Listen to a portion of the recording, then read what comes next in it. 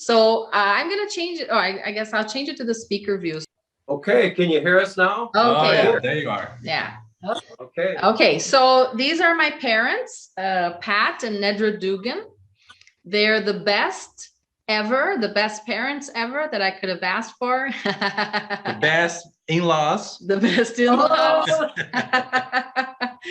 I'll let you guys tell your story, maybe a little bit of where you know, how long you've been here, why you came, and you know, all so you guys history. And you guys that have been using the 5W books, if you don't know, there many of the voices there, the immersion and some vocabulary, they've helped us with that. Yeah, so much we over really the years. appreciate all this help. The books wouldn't be what they are without them.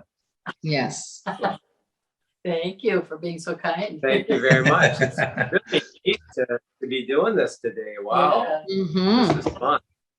And to be able to be part of this whole program, it was so, I think, motivating to hear all these testimonials, you know, that, of how they've really felt the feeling that they're doing something of value. And this is, and this helps motivate everybody, right? So we've been in Brazil quite a while. How long, hon? Since 70, because I don't want to do the math. It's 70. 74. And we're about 5 years old at that time. Anyway, we've been here longer than most of your teachers, probably.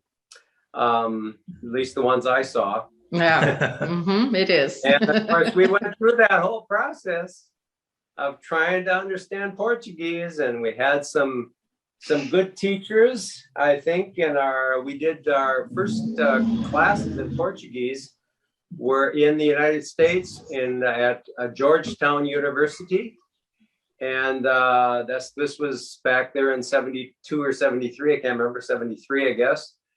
And our teachers were Brazilian teachers, and they were very excellent. We had one American teacher. He's a drill teacher. Yeah, he just helped us to do repetitive drills, which was part of the technique at the time. And it was a 2-year course in 2 months, I should say, rather intense. I found out after about, I suppose, 2 hours of class that I was not a linguistic genius. It was going to be very hard for me. I was hoping I was a genius, but I wasn't. And I was one of the worst ones in the class. Which had never happened to me. That was very disturbing because I always found school pretty easy. I could, with not much effort, I did fine. But all of a sudden, I found out that not everybody has the same aptitude for language learning. And so I had to work real hard at it. I don't know how you feel about it, Nedra. Oh, it was a struggle, of course. But I had 2 years of Spanish in high school. I think that helped. Yeah. Because every time I opened my mouth, I wanted to say gracias instead of obrigado. We came here to Brazil as in a sense of calling. We felt like it was something that God wanted us to do. And we came to Brazil to stay. And we have, And we lived up in Minas Gerais in the beautiful city of Coronel Feliciano. And then 25 years ago or so, we moved to Rio Grande do Sul. We're in São Leopoldo. Not too far from our wonderful daughter and son-in-law and our grandson. Well, the rest of the grandchildren are all in the USA. My goodness. Yes. Anyway, that's kind of our story. And, I've been teaching a lot. I started teaching as soon as, actually before that, but when I came to Brazil in 74, we studied Portuguese, daily after having a short course in the States for about a year. And then I think maybe the second year I was here, I started teaching some courses. That's amazing. Yeah, then I think more like a year and a half after we got here, that I really began teaching a little heavier load. And of course, the students I'm so glad they were patient with me. I mean, I'm sure they tried not to laugh many times. Like, here's one story. So I'm talking about comparative religions, and I draw on the chalkboard. I draw a tree with a trunk and with the branches coming out like that. And I said in Portuguese, aqui o tronco e aqui são os galos.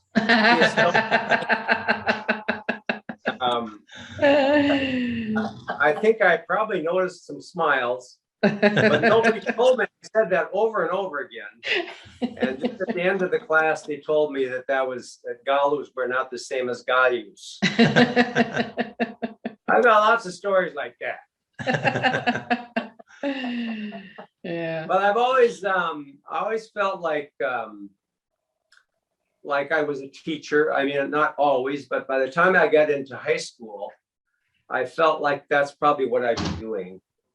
And that's sort of always what has been I think my natural gifting has been that. I don't know what Nedra would say about teaching. I would say it's not my gifting, but I have taught for many years in different areas. Yeah. But yeah. So anyway, it was kind of interesting to see that several of you said, or a couple of you said, they felt like from the time you were a teenager or something, or you always felt like you were going to be a teacher. I mean, there's I think a gifting there too that certain people have. And I've certainly noticed, like with this couple here from Elena and Risha, they obviously have that gifting. I mean, you guys are amazing, both in personal conversation. I mean, teaching in a class, and then you do this. You've set this whole curriculum up, and I mean, you guys are really something, and I really appreciate. Thank you. You too. What you've done, and I think it's really cool. Well, another thing we've done is we've done a lot of music, and Risha, ever since she was a little kid, she was part of it. Today we're going to be together, but then I had there's a doubt whether or not I was exposed to COVID, so I can't leave the house till Monday. I don't think I have anything, but I had some grippy, so I had to check it out, and so they said to wait till I can get tested on Monday. So we thought we'd just sing a couple of songs. We write a lot of songs. We've recorded how many CDs? Well, we have 9 CDs, but some were. Okay, so we got 9 different CDs. Do you have any there close by or not? Yeah, I guess we do. We can grab something over there. And then we're always writing music. So we've got a couple of new things coming out the next year. We've got another 20 songs or so. Wow. So we're able to. And plus books, right? You've also written books. So I've written some books, and Nedra has too. So maybe just to kind of show you the kind of stuff we do. This was our, let's see now. This is one of our first, I don't have one of those. Here's an early CD that we did. This is back in the 80s. And we are there, yes. That was a long time ago. And then here's a more recent one. This was done just about 3 years ago, I guess. Then that was a little more realistic. And then some of these books, some of these CDs were written with the same subject matter. The songs were written to go along with the book that I'd written. So this is a book about basic Christianity, put out by the Editora Betania. And then we did music to go with that, to kind of, because like you've said, music is a teaching tool. It's a teach, but it's need to be taught music, but it also teaches. You remember stuff you've sung. You remember it. Man, how do you remember the words to a song from, I know, when you were a child, you remember the words. Remember the words. And this is another book I wrote. This is about the system, about the foolishness of so much many things that we think are so important, and that really don't have long-term value. This is a book, a big fat one, that Nedra wrote about the history of our organization, of our mission. And it's really cool. And then she has also written some children's books. So we got a couple of children's books here. And then I did the art for the illustrations. I did the illustrations, yeah. So we've done a lot of stuff in the last few years, and music kind of goes along with it. Yeah. So here's a song about the good old days. Sometimes we live in nostalgia, you know. Everything was nicer and better when we were younger, but that's no way to go. So that's what this song is about.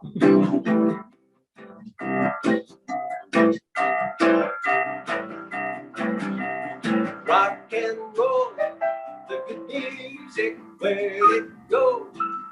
The music lost the feeling, lost the meaning. Three good chords, all you need was moving bass that proceeded to rock. Sha-la-la. But I don't want to go down nostalgia road, 'cause I'm not looking for the good old days. They weren't so good anyways. I'm still looking for a better song. Why don't you come along?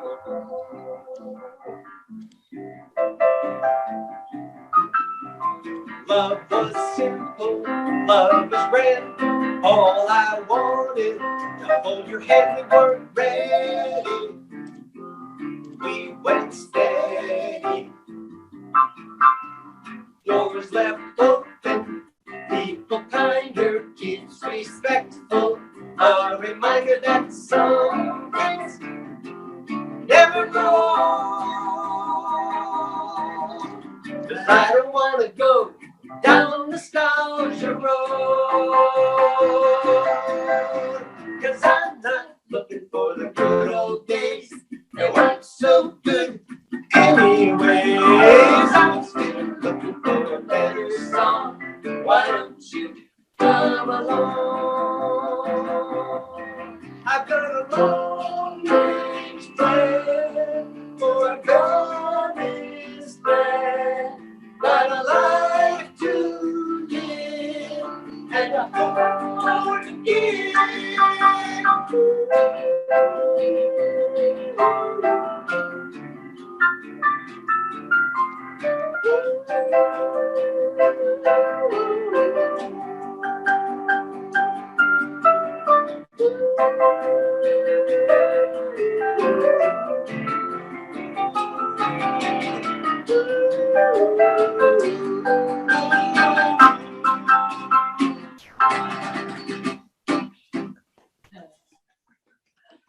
Yeah.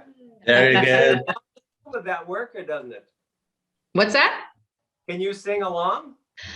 I don't know Because there might be a time lapse. Yeah, delay, right? I didn't want to do it because I thought I might ruin it. Yeah. No, you wouldn't. Here's the next. We've got 2 CDs coming out. We're saying CDs. We realize it's not CDs anymore. ED, I guess ED now they call it, or whatever. I don't even know what they call it nowadays. Yeah. So one of them is going to be about getting older, and that last song was about, successfully navigating the aging process. You say something, just to say something here about getting older. We were just at a reunion of our own students Oh yeah. in Minas last week and then part of this week. Anyway, what was very interesting is that our students are now getting close to 60. So that was a little the gray hair and so forth. But what most people commented on wasn't the classes in themselves that they got. it was our lives. It was, you know, several people mentioned this too, how our lives were really more important. The example that you give, the values you pass along, were more important than the classes in themselves, probably. Yeah. At least that was the comments that we Yeah. That was echoed by the comments of your students, and you also say how important that is. Yeah. Anyway, this song is then the second semester we're going to come out with another book about relationships, about husband and wife relationship. So that one's based on our now over 50 years of marriage, and we hope we've learned something. So anyway, this is a song that's going to be part of the love songs that we're writing. So let's see how this one will turn out.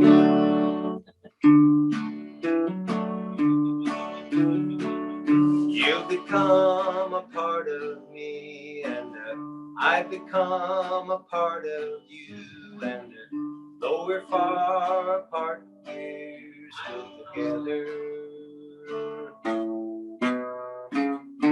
You've become a part of me, and I've become a part of you, and though we're far apart, we're still together. The songs we sung have raised us higher. The words we shared have burned like fire. The love in ours will never tire. But now it's time for us to go. You become a part of me, and I become a part of you, and though we're far apart, we're still together.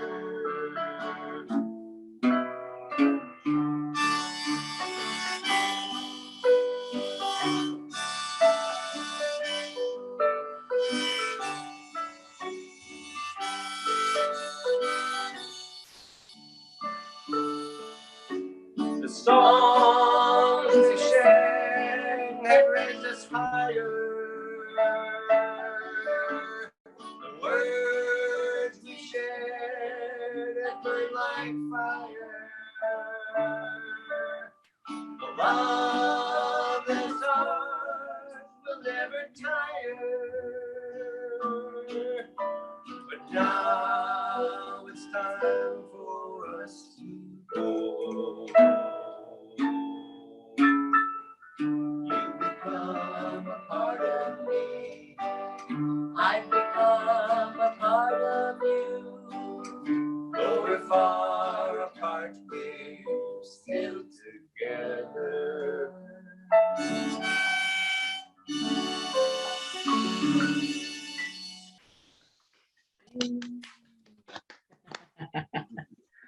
So Maybe nice. we'll sing. We got another song after, okay? Is that all right?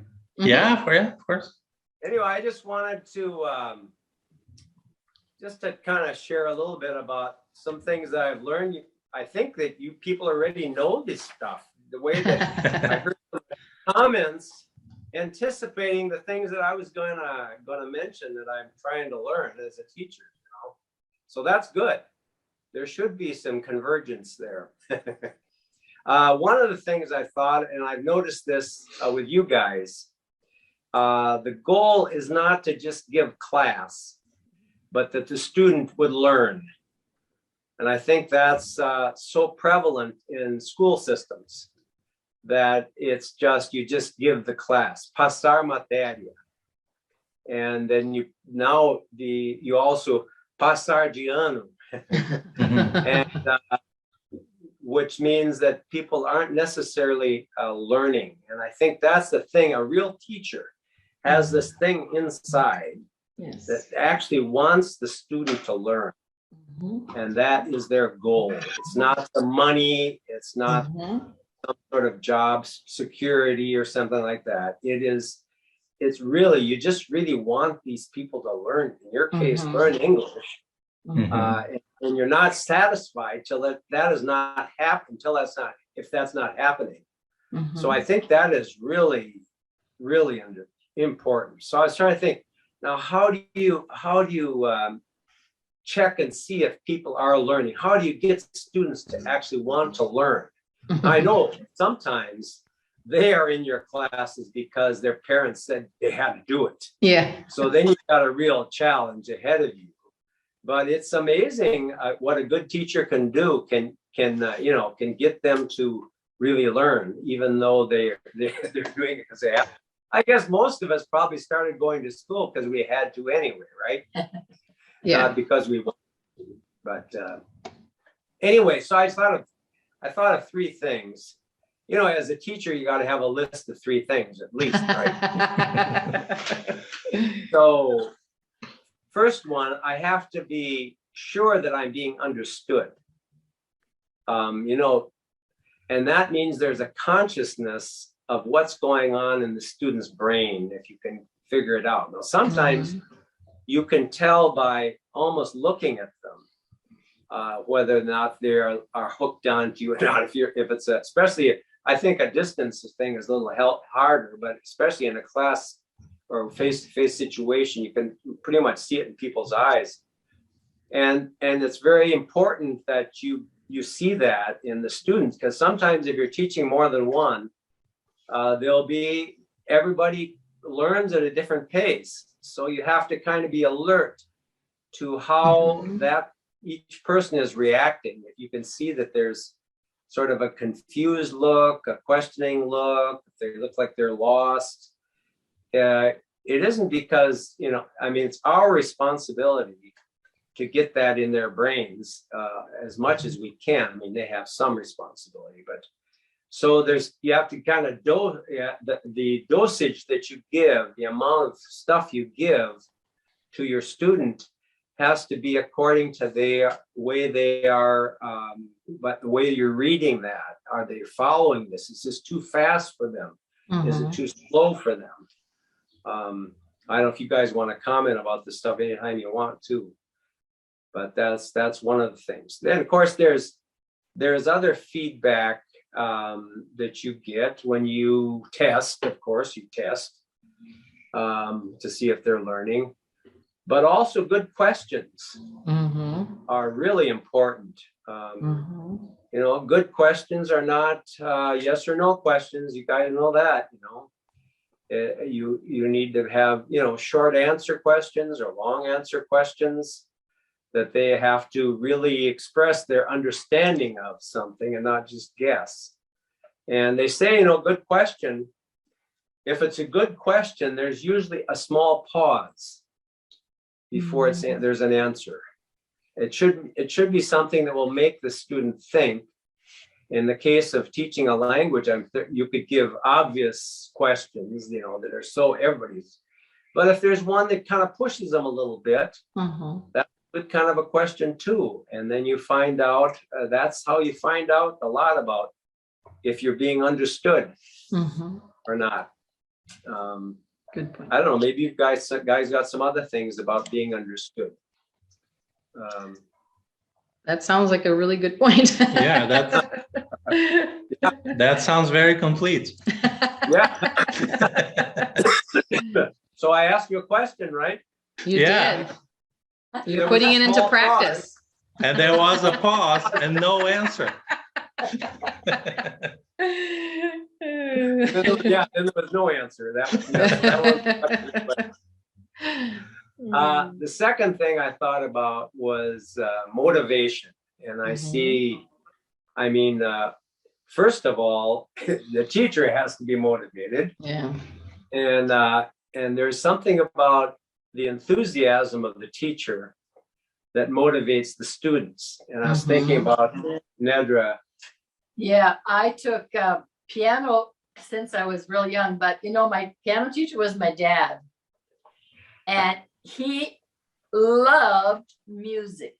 It was just coming out of his pores. He just loved music. And this enthusiasm for music was contagious.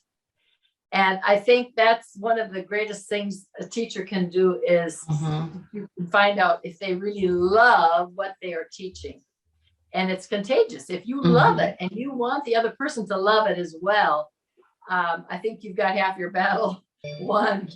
And so my dad was very enthusiastic. He loved music. And he also, I could add, he was also very patient, because learning to play an instrument requires certain other kinds of ability that you have to learn, coordination and so forth. But being patient also works for English classes. Don't learn it quickly. Being patient so the student doesn't feel that you're irritated because they didn't answer the question, or that I didn't play it correctly in the piano. My dad was so patient and so enthusiastic that it was a great motivator to learn how to play too. Yeah, I was thinking about when I was struggling with my Portuguese after those first 2 hours, and I realized I was in big trouble. I think it was my friend Dave and I both went to the teacher. We were kind of toward the bottom of the class. Literally, there was one guy that was worse than us. His name was Bill. He was from the South. Bill. And Bill, his English would be somewhat troubling. Yeah, give me an example. He didn't know the difference. The difference between the vowel sounds and English were also kind of nebulous to him. So his name was Bill, and so they said, Bill, say bit, bet. Now say bet, bet.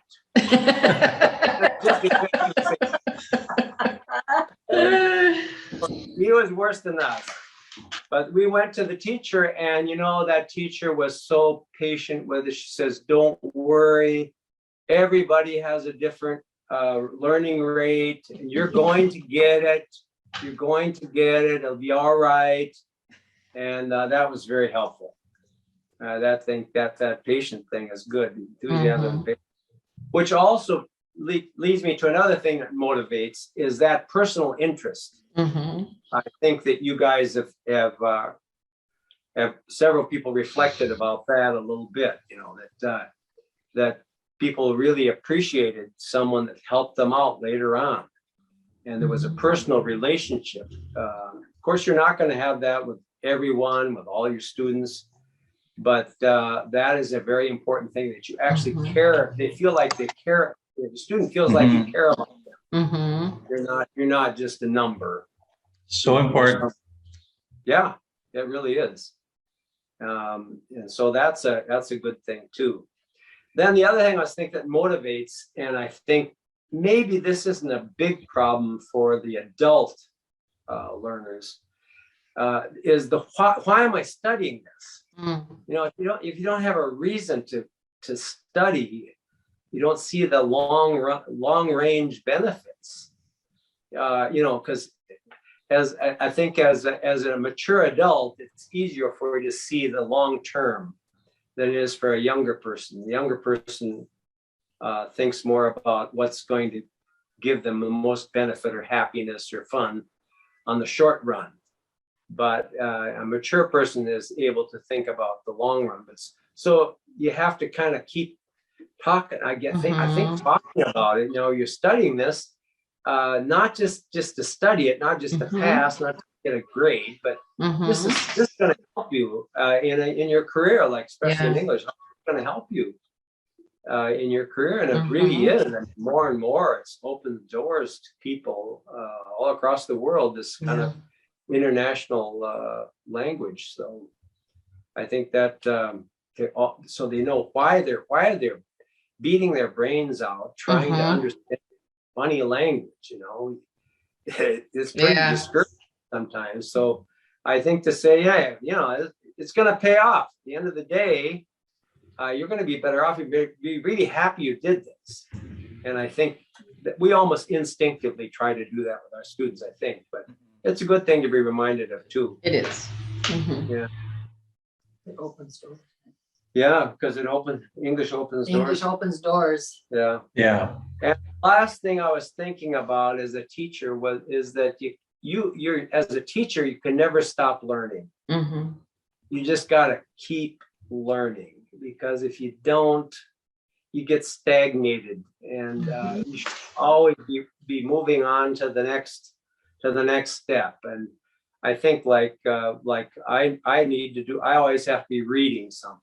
I have to be reading. That's how I study. But sometimes just you should take another course. You should go deeper. You could you get some private tutoring if you want your English stuff. I mean, but certainly just reading and watching watching films in English and listening to music in English and just filling your head all the time and trying to get better. So I think that's kind of the things I was thinking about as far as being a teacher. I hope it's helpful in some way. Give us the three. Really is. Yeah. So one of the things you do in teaching is you always review, right? Mhm. So if you want your students to really learn, then what are you going to do? So you want to make sure that you're understood, and you want to motivate, and you want to keep on learning. So that's Great stuff, Pat. too. Teaching is you gotta always be reviewing. You can't take for granted that they studied that last lesson. That doesn't mean much. You just always got to go back. And I know that your course is very good at that. You're always going back to those things. And I think the way you've designed this course is really amazing. I think it's just great material. I'm so proud of you guys. Yeah. Thank you, guys. Yeah. Thank you. Wonderful. Wow, great points. Great points. They're all written here in my little notebook. Right. I took some Want to notes. learn, right? You're always wanting to. Yes, gotta learn. Yeah. It's important to learn. I'm already thinking of who am I gonna share this with? That's part of it, right? That's wonderful. Yeah. Excellent. It's always good to think about, stop and think about as a teacher, because sometimes we stop and think about our students and how we're going to do that class for the student. But this helps us think, how we can be better teachers so that we can do a better job. So very, very good. I just have one more little thing to say is if you can win the student to liking you, then they're going to want to learn too. That's true. That's right. That's so right. Yeah. Yeah, I had a teacher in high school. He taught history, and he was a very likable person, and the class was much more enjoyable just because of that. Was he cute? Nah, that So, Pat, I was thinking here to show these people how you overcame that challenge of learning Portuguese. How about you sing one of those Portuguese songs that you wrote yourself, so we could? Oh, okay, yeah. Here's one. And I think this was the first. Well, no, let's do the Carpinteiro. This is one of the early songs I wrote. I probably wrote it about 79, maybe. So I've been in Brazil for about 5 years. So I was still struggling, and I guess they tell me that my accent got a little better since it was recorded. It was recorded. Yeah, it sure did. And my accent's got a little better, but my accent still, that's just part of my life. I carry this accent with me. But this is a song. I think you should explain why you wrote it. Yeah, this song I wrote because I was kind of disgusted with the ways that Jesus was portrayed in pictures and in film. He was never seen. He didn't seem like he was a fully human being, like he was a real man. He always seemed like he was a little bit of a kind of a strange creature that wasn't quite human, like he was a little kind of ghost-like or different or something. And Too serious. yeah, very serious. Too serious. Yeah, just so. And then he had this, always has this voice that he sounds like he's making some sort of a declamation instead of just talking. And what he's revealed in the Bible as a real human being, fully divine, but also fully human. And so I wrote this song to try to portray his humanity. Yeah. So this is a carpenter.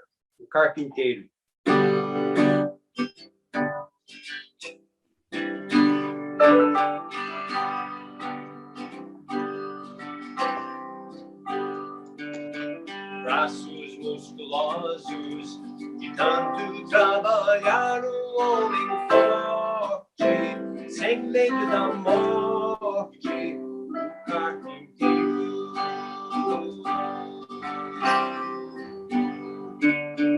Mais que 20 anos trabalhando com seu pai, cortando madeira, fazendo cadeira.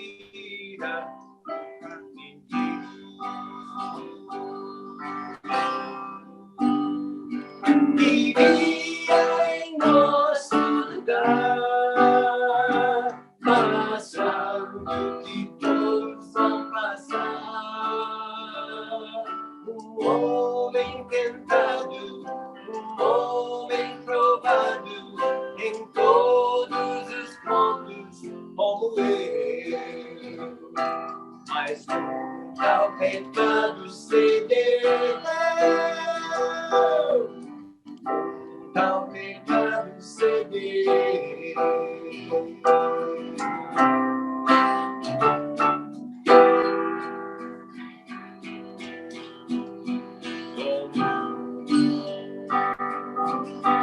Tomou um banho frio, sentou-se pra jantar no morro de mesa, nenhuma riqueza, o carpinteiro. Beijou sua irmãzinha, brincou com seu irmão, o homem que ria, que sempre sentia o carpinteiro.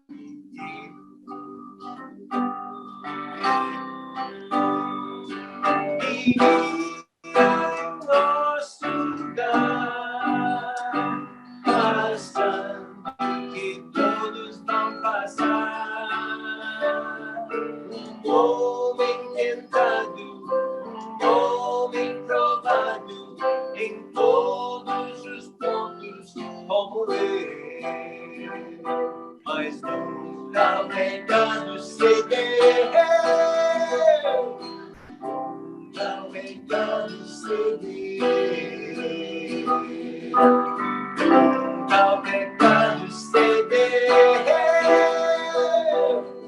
Nunca o pecado cedeu. Mais que carpinteiro.